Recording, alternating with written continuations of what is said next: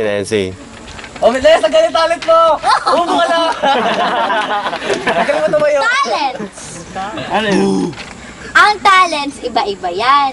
Merong talent sa pag-iisip, talent na hands-on, talent na sa skills.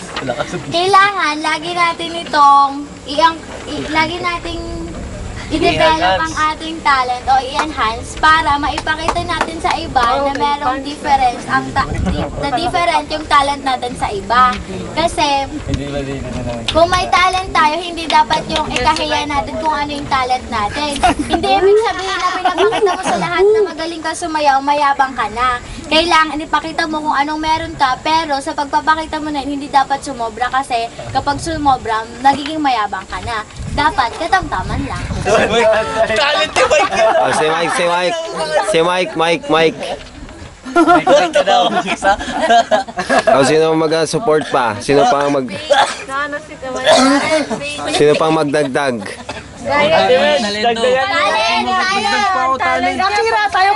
Shakira. Boy, brother! Tama natin yan eh. Mga kapatid, Brother! muli po akong magdadagdag sa mga talent. Ay, mga talent. Magdadagdag ng impormasyon tungkol sa talent. Talent? Ang talent po, ayun po ay ibinigay ni God. God,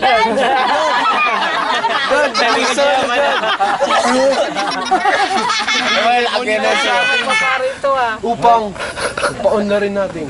At Talikod niya. dapat hindi natin nahiya na ipakita sa iba.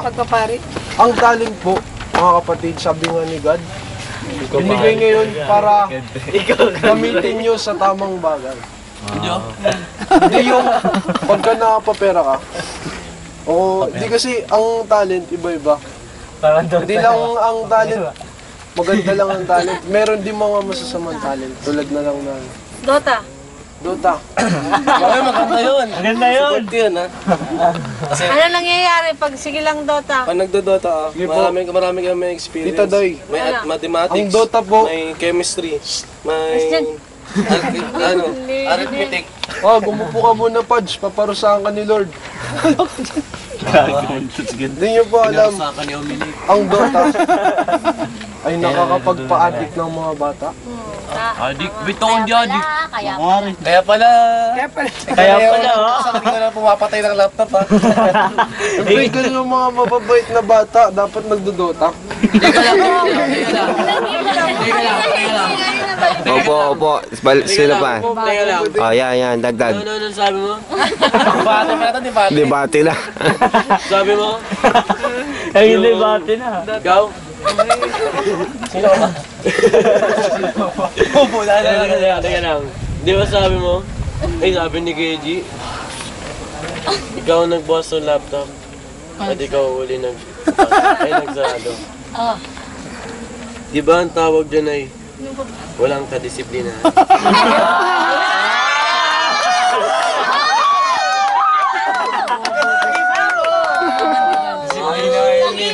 Nakuha na yung example. Yay!